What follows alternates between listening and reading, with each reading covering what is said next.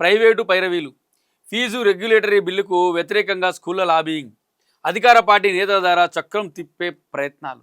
ఎంత దారుణం అంటే ఫీజులు పెరుగుతున్నాయి మొర్రో కొంచెం తగ్గించండి, ప్రభుత్వం దృష్టి పెట్టండి అంటే ప్రభుత్వం దానికోసం ఫీజుల చట్టబద్ధత కోసం ఒక బిల్లును తీసుకొస్తే దాన్ని అడ్డుకోవడానికి పైరవీలు చేస్తున్నారని ప్రైవేటు పైరవీలు అంటే ప్రైవేట్ కాలేజీల వాళ్ళు, ఈ కార్పొరేట్ కాలేజీల వాళ్ళు, కార్పొరేట్ స్కూళ్ళు వీళ్ళు దానికి చట్టబద్ధత రాకుండా అంటే ఫీజు మానిటరింగ్ ఒక ఏ స్కూల్కి ఎంత ఫీజు ఇవ్వాలి, అసలు ఫీజు ఎక్కువ దోపిడీ చేస్తున్నారు, వాటిని నియంత్రించాలి ఫీజులను అనే దానికోసం బిల్లు తేవడానికి దాన్ని తెస్తుంటే దాన్ని ఆపడానికి ప్రైవేట్ స్కూల్స్ వాళ్ళు అంటే కార్పొరేట్ వాళ్ళు ఫీజు రెగ్యులేటరీ బిల్లుకు వ్యతిరేకంగా లాబింగ్ చేస్తున్నారు.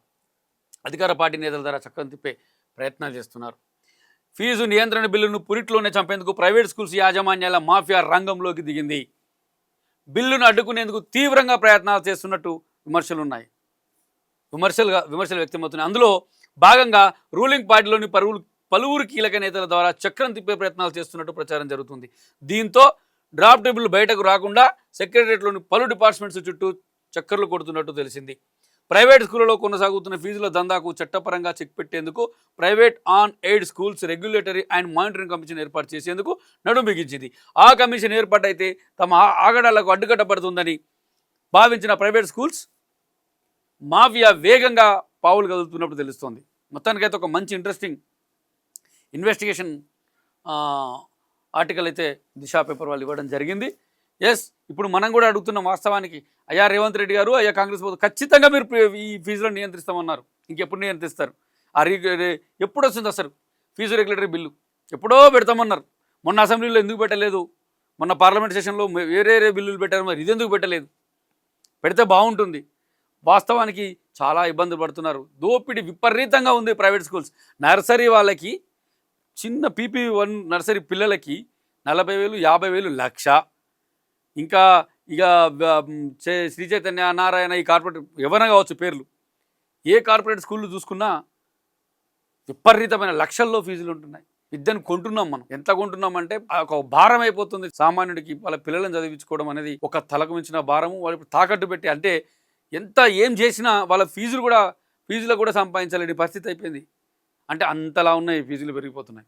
ఖచ్చితంగా ఫీజులను నియంత్రించాల్సిన బాధ్యత ప్రభుత్వానిదే, నియంత్రించాలి కూడా. దానికోసం వాస్తవానికి మనం ఉన్నట్టు చెప్పుకుంటే నేను చూసినప్పుడు, నేను చదువుకున్నప్పటి నుంచి మొదలెడితే ఇప్పటి వరకు నేను వింటూనే ఉన్నా గత 15-20 సంవత్సరాల నుంచి ఫీజుల నియంత్రణ జరగాలి, ఫీజుల నియంత్రణ చేస్తున్నాం కానీ చేయరు.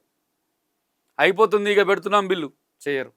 అంటే ఇది పైకి చెప్పేది ఒకటి, లోన జరిగేది ఒకటి అనేది అయితే క్లియర్గా కనబడుతుంది. చూస్తున్నాం మనం కూడా.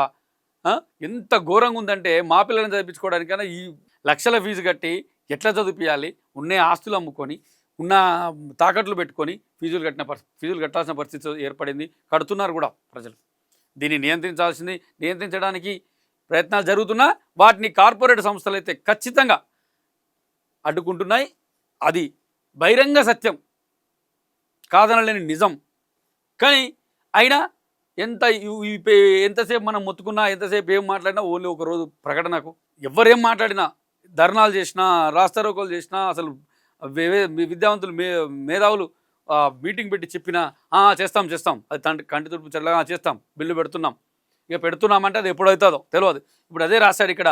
అదంటే దాని చుట్టూ ఆ సెక్రటరీనే తిరుగుతుందంట బయటికి రాకుండా. రాష్ట్రంలో ప్రైవేట్ స్కూల్స్ యాజమాన్యాల ఆగడాలకు అడ్డు అదుపు లేకుండా పోయింది. సదుపాయాలు, ట్రైన్ టీచర్లతో సంబంధం లేకుండా ప్రతి ఏటా లక్షల్లో ఫీజులు గుంజుతున్నారు.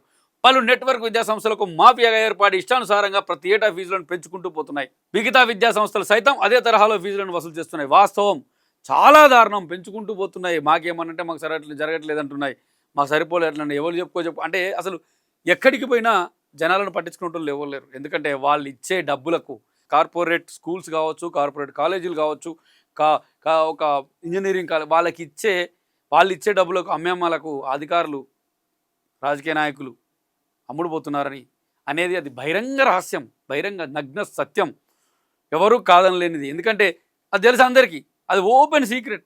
కానీ పైకి ఏం చెప్తారు డాంబికాలు, మేము అది చేస్తాం, మేము ఇది చేస్తాం. చేయరు. వాళ్ళ కడుపు నిండిందా, వాళ్ళకి వేల కోట్లు వచ్చి పడ్డాయా, వాళ్ళ పార్టీకి వచ్చాయా, లేకపోతే ఆయన సొంతంగా వచ్చాయా, అది లెక్క. గతంలో కూడా ఓ మంత్రి ప్రైవేట్ ఏదైతే కార్పొరేట్ కాలేజీలు ఉన్నాయో, కార్పొరేట్ స్కూళ్ళల్లో ఉన్నాయో వాటిలలో పార్ట్నర్షిప్ ఉండేదని చెప్పేసి ఒకటి ఉండేది గత ప్రభుత్వంలో. ఒక ముఖ్యమైన మంత్రికి, అంటే ఒక మంత్రికి, అందులో ఉన్న మంత్రికి దాంట్లో షేర్లు ఉన్నాయని చెప్పేసి కూడా ఆరోపణలు వినబడ్డాయి.